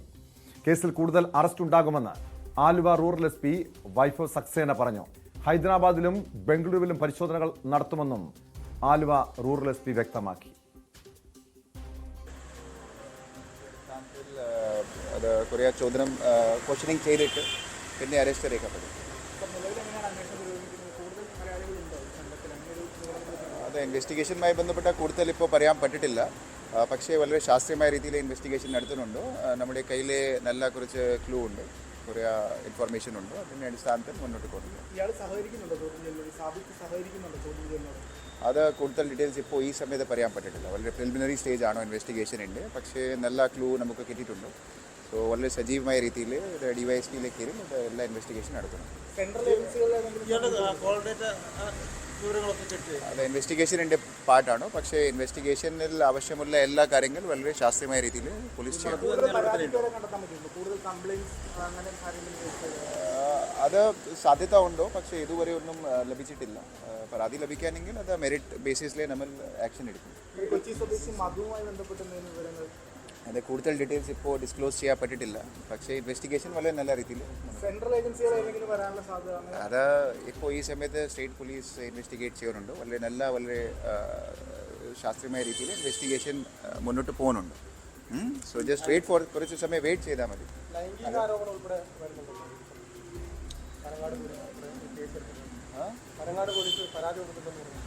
അത് നമ്മുടെ കേസ് വേറെയാണ്. അത് ഇൻവെസ്റ്റിഗേഷനുമായി ബന്ധപ്പെട്ട ഒന്നും പറയാൻ പറ്റിട്ടില്ല. പക്ഷേ കുറച്ച് സമയം വെയിറ്റ് ചെയ്യണം. ഈ ഇൻവെസ്റ്റിഗേഷനൊക്കെ വേണ്ടി എന്തെങ്കിലും ആവശ്യമാണെങ്കിൽ എല്ലാം വളരെ സജീവമായ രീതിയിൽ ടീം ചെയ്യും. ഓൾറെഡി DYSPയുടെ കീഴിൽ ടീമുണ്ട്. വളരെ നല്ല രീതിയിൽ ഇൻവെസ്റ്റിഗേഷൻ നടത്തുന്നു. 2 ദിവസത്തിലേക്കത്തെ 2 അറസ്റ്റ് ഉണ്ടായിരുന്നു. പിന്നെ കൂടുതൽ അറസ്റ്റിൽ സാധ്യത ഉണ്ട്. വിഷയങ്ങളുമായി നവമി, പ്രതികൾക്ക് വേണ്ടി ഇന്ന് തന്നെ കസ്റ്റഡി അപേക്ഷ നൽകാനാണ് പോലീസിന്റെ തീരുമാനം. ഇത് രാജ്യാന്തര അവയവക്കടത്ത് റാക്കറ്റിന് സമാന്തരമായി കേരളത്തിലും ഒരു റാക്കറ്റ് പ്രവർത്തിക്കുന്നുണ്ട് എന്ന് തന്നെയാണ് അന്വേഷണ സംഘം നൽകുന്ന വിവരം. പക്ഷേ ഇപ്പോഴും പോലീസിനെ സംബന്ധിച്ച് പല വെല്ലുവിളികളുമുണ്ട്. ഇതിന്റെ അതായത് കേന്ദ്ര ബിന്ദു പുറത്താണ്, സംസ്ഥാനത്തിന് പുറത്താണ്. ഇത് ഒരു രാജ്യാന്തര റാക്കറ്റ് ഇതിൽ പ്രവർത്തിക്കുന്നുണ്ട്. ഇപ്പോഴും ഈ മുഖ്യപ്രതി സാബിത്തുമായി ടെലിഫോണിൽ തുടർച്ചയായി ബന്ധപ്പെട്ടിരുന്ന 5 പേരെ കുറിച്ചുള്ള വിവരങ്ങൾ ഇപ്പോഴും ലഭ്യമായിട്ടില്ല. അതെങ്ങനെ കണ്ടെത്താൻ കഴിയും? ഈ പ്രതികളെ വീണ്ടും കൂടുതൽ ചോദ്യം ചെയ്താൽ മറ്റ് കണ്ണികളിലേക്ക് എത്താൻ കഴിയുമെന്ന പ്രതീക്ഷയുണ്ടോ പോലീസിന്? ടോം, അങ്ങനെ തന്നെയാണ് നമുക്ക് അനുമാനിക്കേണ്ടത്. ഈ നെടുമ്പാശ്ശേരിയിലെ അവയവക്കടത്തുമായി ബന്ധപ്പെട്ട് ഇപ്പോൾ കസ്റ്റഡിയിലായിരിക്കുന്നത്, അതായത് ഇന്നലെയാണ് കൊച്ചി സ്വദേശി കൂടിയായ സജിത് ശ്യാമിനെ പോലീസ് കസ്റ്റഡിയിലെടുത്തത്. ഇന്ന് ഉച്ചയ്ക്ക് ശേഷം കോടതിയിൽ ഹാജരാക്കി കസ്റ്റഡിയിൽ ആവശ്യപ്പെട്ട് കൂടുതൽ ചോദ്യം ചെയ്യലുകൾക്ക് വേണ്ടിയിട്ടാണ് പോലീസിന്റെ നീക്കം. സാബിത്തിനെ 10 ദിവസത്തേക്കായിരുന്നു കസ്റ്റഡിയിൽ വിട്ടത്. അതുപോലെ തന്നെ 10 ദിവസത്തെ കസ്റ്റഡി ആവശ്യപ്പെടാനാണ് പോലീസ് തീരുമാനിച്ചിരിക്കുന്നത്. എന്തായാലും പോലീസ് ഇന്ന് നടത്തിയ പോലീസിന് ലഭിച്ച ഞെട്ടിപ്പിക്കുന്ന വിവരം, ഈ ഇന്നലെ അറസ്റ്റിലായ സജിത് ശ്യാമാണ് ഇന്ത്യയിലെ സാമ്പത്തിക ഇടപാടുകൾ നടത്തുന്നത്. അതായത് ഈ അവയവ കച്ചവടത്തിന് വേണ്ട ഇരകളെ കണ്ടെത്തുന്നത് സാബിത്തായിരിക്കും. സാബിത്തും മധുവും ചേർന്നാണ്. മധു കേരളത്തിലുള്ള മലയാളിയാണ്, പക്ഷെ ഇറാനിലാണ് താമസിക്കുന്നത്. ഈ മധുവും സാബിത്തും ചേർന്നായിരിക്കും ഈ അവയവക്കടത്തിന് വേണ്ട ഇരയെ കണ്ടെത്തുന്നത്. അതിനുശേഷം ഇയാളുമായി സാമ്പത്തിക കാര്യങ്ങൾ ചർച്ച ചെയ്യുന്നത് ഈ ഇന്നലെ അറസ്റ്റിലായ സജിത്തായിരിക്കും. ഈ സജിത്തിന്റെ അക്കൗണ്ടിലേക്കാണ് ഈ തുക അടക്കമുള്ള കാര്യങ്ങളിലേക്ക് എത്തുക. ഇതിനോടകം തന്നെ 4 കോടിയിലധികം രൂപ സജിത്തിന്റെ അക്കൗണ്ടിൽ പോലീസ് കണ്ടെത്തിയിട്ടുണ്ട്. ഇതുമായി ബന്ധപ്പെട്ട കൂടുതൽ പരിശോധനകളും നടന്നു വരികയാണ്. എന്തായാലും ഈ സജിത്തിനും ഈ അവയവ കച്ചവടവുമായി ബന്ധപ്പെട്ട് നിർണായകമായ പങ്കുണ്ടെന്നുള്ളൊരു നിഗമനത്തിലാണ് പോലീസ് ഇപ്പോൾ എത്തി നിൽക്കുന്നത്. മറ്റൊരു കാര്യം, ഈ 20 പേരെയാണ് ഈ അവയവക്കടത്തിനായി കൊണ്ടുപോയതെന്നായിരുന്നു സാബിത്ത് പോലീസിനോട് മൊഴി നൽകിയത്. പക്ഷെ അതിൽ കേരളത്തിൽ നിന്നും ഒരാൾ മാത്രമാണ്, അതും പാലക്കാട് സ്വദേശിയായ ഒരാൾ മാത്രമാണ് എന്നുള്ളൊരു മൊഴി കൂടി പോലീസിന് നൽകിയിരുന്നു. പക്ഷെ പോലീസ് അത് വിശ്വാസത്തിലെടുത്തിട്ടില്ല.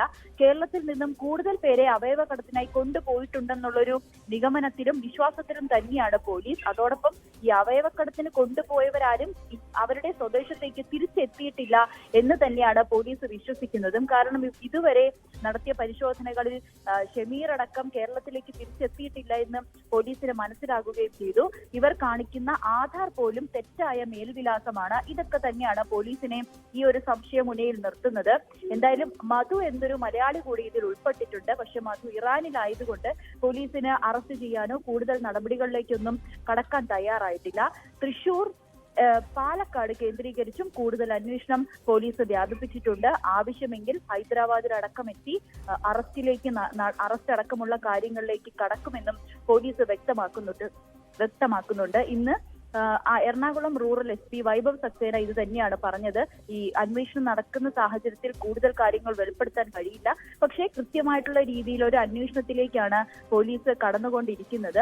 ആവശ്യമെങ്കിൽ ഹൈദരാബാദിലടക്കം പോകും. ഈ 10 അംഗ സംഘത്തെ ഇപ്പോൾ തന്നെ രൂപീകരിച്ചിട്ടുണ്ട്. ഇവരുടെ അന്വേഷണം കൃത്യമായി തന്നെ മുന്നോട്ട് പോകുന്നുണ്ട് എന്നുകൂടി ആലുവ റൂറൽ SP വ്യക്തമാക്കുകയും. അതായത് നോമി സൂചിപ്പിച്ചതുപോലെ ഹൈദരാബാദിലേക്കും ബംഗളൂരുവിലേക്കും അന്വേഷണം വ്യാപിപ്പിക്കുകയാണ്. പക്ഷേ ആരൊക്കെയാണ് ഇരകൾ എന്ന കാര്യത്തിൽ ഇപ്പോഴും വ്യക്തതയില്ല. ഹൈദരാബാദിലും കർണാടകയിലും ഉൾപ്പെടെയുള്ള സാധാരണക്കാരായ പാവപ്പെട്ട നിരവധി ആളുകൾ ഇരകളാകപ്പെട്ടിട്ടുണ്ട്. അവർ ഇറാനിലേക്ക് പോയി തിരികെ മടങ്ങിയെത്തിയിട്ടില്ലെന്ന് പറയുന്നു. 20-ലധികം മലയാളികൾ ഈ സംഘത്തിന്റെ കെണിയിൽപ്പെട്ടു എന്ന് പറയുന്നുണ്ട്. അങ്ങനെ ഈ അവയവക്കടത്തിന്റെ ഇരകളായ ആരെങ്കിലും പരാതിയുമായി പോലീസിനെ സമീപിച്ചിട്ടുണ്ടോ നവമി? മുന്നിലുള്ള ഏറ്റവും വലിയ വെല്ലുവിളി, ഈ അന്വേഷണം ഇത്രയും ദൂരം സഞ്ചരിച്ചുവെങ്കിലും ഇതുവരെയും പരാതിയുമായി ആരും മുന്നോട്ട് വന്നിട്ടില്ല. പാലക്കാട് സ്വദേശിയായ ഷമീറിന്റെ കുടുംബം പറയുന്നത് ഷമീറിന്റെ സമ്മതത്തോടു കൂടിയാണ് അവയവം ദാനം ചെയ്തതെന്ന്. അതുപോലെ ആയിരിക്കും എല്ലാവരും. അതിനാൽ പരാതി ഒന്നും ലഭിക്കാത്ത സാഹചര്യത്തിൽ പോലീസിന്റെ അന്വേഷണം കോടതിയിലെത്തുമ്പോൾ ഇതേതു വിധേനയാകും പോകുക എന്നതുള്ളതാണ് ഏറ്റവും സങ്കീർണമായ കാര്യം. പോലീസിന്റെ മറ്റൊരു ഭാഗത്തുള്ള അന്വേഷണം ഏതെങ്കിലും ഒരാൾ ഈ അവയവം നൽകിയ ഇരകളിൽ ആരെങ്കിലും ഒരാൾ പരാതി നൽകുകയാണെങ്കിൽ മാത്രമേ ഈ കേസുമായി ശക്തമായി മുന്നോട്ട് പോകാൻ പോലീസിന് കഴിയുകയുള്ളൂ. പക്ഷേ ഇതുവരേക്കും ആരും തന്നെ പരാതിയുമായി രംഗത്തെത്തിയിട്ടില്ല. നിർധനരായ കുടുംബത്തിലുള്ളവരെ കണ്ട് അവർക്ക് ആവശ്യമായിട്ടുള്ള തുക കൈമാറുക. പക്ഷെ അവർക്ക് കൊടുക്കുന്ന തുക വളരെ തുച്ഛമായിരിക്കും. എങ്കിൽ പോലും അവർക്ക് വേണ്ടിയിട്ടുള്ള തുക കൊടുക്കുക അവരുടെ സമ്മതപ്രകാരം. അതായത് ഈ അവയവം ദാനം ചെയ്യുന്നത് കുറ്റകരമല്ല എന്ന് അവരെ ബോധിപ്പിച്ചുകൊണ്ട് അവരുടെ സമ്മതപ്രകാരം ഇറാനിലേക്ക് കൊണ്ടുപോകുന്നതാണ് ഇവരുടെ രീതി. അതിനാൽ പരാതിയുമായി ആരും വരാത്തത് പോലീസിന് ചെറിയ വെല്ലുവിളി സൃഷ്ടിക്കുന്നുണ്ട്. എങ്കിൽ പോലും കൃത്യമായിട്ടുള്ള തെളിവുകൾ ശേഖരിച്ച് ഒരു പരാതിക്കാരനെയെങ്കിലും കണ്ടെത്താൻ കഴിയുമെന്നൊരു ആത്മവിശ്വാസത്തിലാണ് പോലീസും മുന്നോട്ട് പോകുന്നത്.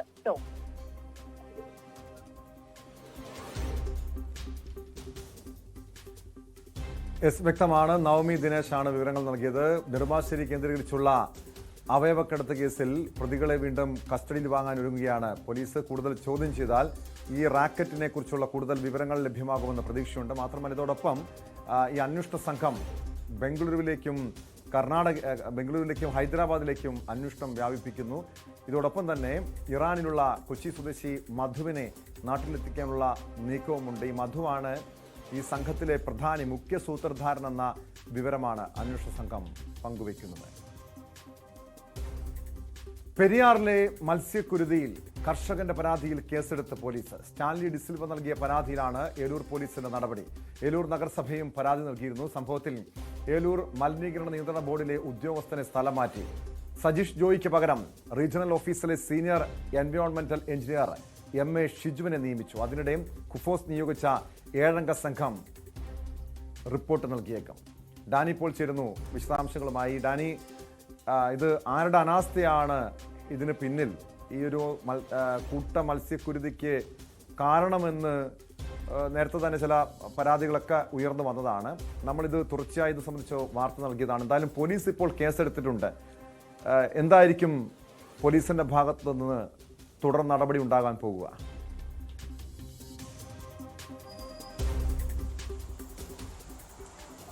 ടോം, പെരിയാറിലെ മത്സ്യക്കൂട്ടക്കുരുതി ഇത് സംബന്ധിച്ച കാര്യങ്ങളിൽ 2 റിപ്പോർട്ടുകൾ ഇന്ന് സമർപ്പിക്കപ്പെട്ടിരിക്കുന്നു. രണ്ടും അതിൽ ഉള്ളടക്കം കൊണ്ട് വളരെ ശ്രദ്ധേയമാണ്. രണ്ടും പരസ്പര ബന്ധമില്ലാത്തതുമാണെന്ന് തുടക്കം തന്നെ പറയട്ടെ. അതിൽ മലിനീകരണ നിയന്ത്രണ ബോർഡ് സമർപ്പിച്ചിരിക്കുന്ന റിപ്പോർട്ടിൽ പറയുന്നത് അതിൽ രാസമാലിന്യങ്ങൾ കണ്ടെത്തിയിട്ടില്ല എന്നാണ്. വളരെ അപ്രതീക്ഷിതമായിട്ട് അതിൻ്റെ ജലസേചന വകുപ്പിൻ്റെ കീഴിലുള്ള പാതാളത്തെ ബണ്ട് അതിൻ്റെ ഷട്ടറുകൾ ഉയർത്തി. ഇത് കാലങ്ങളായി അവിടെ കെട്ടിനിന്നിരുന്ന പല മാലിന്യങ്ങൾ അടക്കമുള്ള കാര്യങ്ങളുണ്ട്. ഇത് പെട്ടെന്ന് പെരിയാറിലേക്ക് കുത്തിയൊലിച്ചു വരുന്നത് അവിടെ ഓക്സിജന്റെ അളവ് വളരെ കുറവാക്കുന്നതിന് കാരണമായി.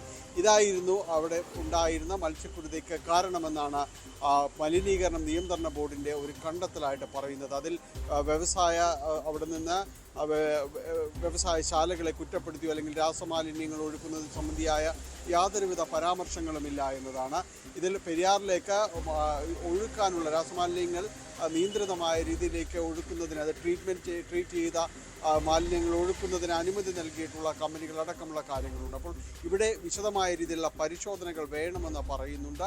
എങ്കിലും കുഫോസിൻ്റെതായ റിപ്പോർട്ട് സമർപ്പിച്ചിട്ടില്ലാത്തൊരു സാഹചര്യത്തിലായിരുന്നു ഏറ്റവും ആദ്യം മലിനീകരണ നിയന്ത്രണ ബോർഡിൻ്റെ റിപ്പോർട്ട് സമർപ്പിക്കുകയും അതിൽ ജലസേചന വകുപ്പിനെ കുറ്റപ്പെടുത്തിക്കൊണ്ട് അവരുടെ ഒരു ഇടപെടൽ ആ രീതിയിൽ മുന്നറിയിപ്പില്ലാത്തത് കൊണ്ടായിരുന്നു പെട്ടെന്ന് ഷട്ടറുകൾ തുറക്കാനിടയായതും ഇവിടെ ഓക്സിജന്റെ ലെവൽ കുറയാനിടയായതുമെന്നാണ് പറയുന്നത്.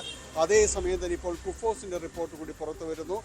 പെരിയാറിൽ രാസമാലിന്യങ്ങൾ അപകടകരമായ രീതിയിൽ ഉയർന്നതായി കണ്ടെത്തിയതായാണ് കുഫോസിന്റെ പഠന റിപ്പോർട്ട് പുറത്തു വരുന്നത്. അമോണിയയും സൾഫൈഡും എല്ലാം തന്നെ ഇതിൽ കലർന്നിരുന്നു. ഇത് അപകടകരമായ ഒരു അവസ്ഥയിലേക്ക് എത്തിയിരുന്നു. ഒപ്പം മലിനീകരണ നിയന്ത്രണ ബോർഡ് റിപ്പോർട്ടിൽ പറയുന്ന പോലെ പെരിയാറിലെ ഓക്സിജൻ ലെവൽ അതും കുറവായിരുന്നു എന്ന് അവർ സമ്മതിക്കുന്നുണ്ട്. അതേസമയം തന്നെയാണ് രാസമാലിന്യങ്ങൾ കലർന്നതായി പറയുന്നതും. പക്ഷേ ഇത് എവിടെ നിന്ന് വന്നു, എങ്ങനെയാണ് കലർന്നത്, ഇതിൽ വിശദമായ പരിശോധനകൾ വേണം. എന്നാൽ മാത്രമേ അത് കണ്ടെത്താൻ കഴിയൂ.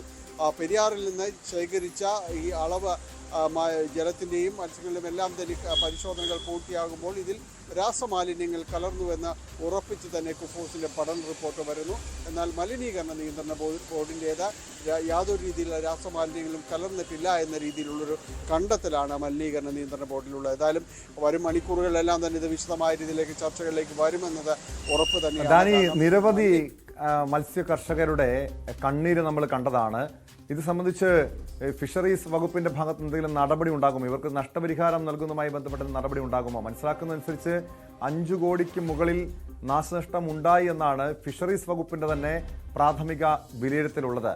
ഈ കർഷകർക്ക് ഇതുമായി ബന്ധപ്പെട്ട് ഈ നഷ്ടമുണ്ടായ കർഷകർക്ക് എന്തെങ്കിലും നഷ്ടപരിഹാരം നൽകുന്ന കാര്യത്തിൽ തീരുമാനമുണ്ടായിട്ടുണ്ടോ?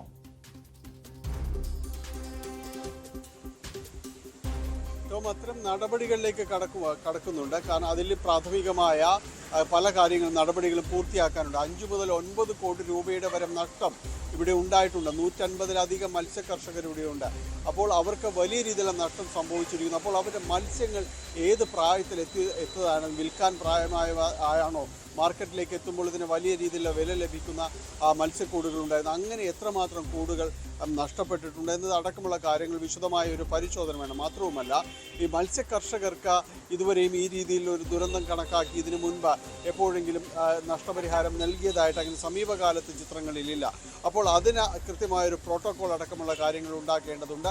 അവരുടെ നഷ്ടം കൃത്യമായി തിട്ടപ്പെടുത്തേണ്ടതുണ്ട്. ഈ രീതിയിലുള്ള കാര്യങ്ങൾ, നടപടിക്രമങ്ങളെല്ലാം പുരോഗമിക്കുകയാണ്. അത് വരും മണിക്കൂറുകളിൽ അതിൻ്റെ ഒരു അപ്ഡേറ്റ്സ് അതിൽ ഉണ്ടാകും. വളരെ പെട്ടെന്ന് നഷ്ടപരിഹാരം അടക്കമുള്ള കാര്യങ്ങളിൽ ഇടപെടലുകൾ വേണമെന്ന് പറഞ്ഞിട്ടുണ്ട്.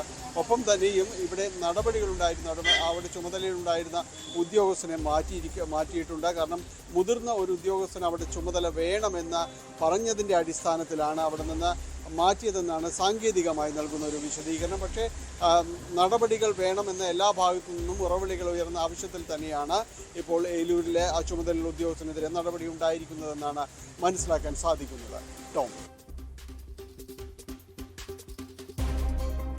കൊച്ചിയിൽ നിന്നും ഡാനി പോളാണ് വിവരങ്ങൾ നൽകിയത്. പെരിയാറിലെ കൂട്ട മത്സ്യക്കുരുതിയിൽ കർഷകന്റെ പരാതിയിൽ പോലീസ് കേസെടുത്തിരിക്കുകയാണ്. സ്പോട്ട് ലൈവ് പൂർണ്ണമാകുന്നു. നമസ്കാരം.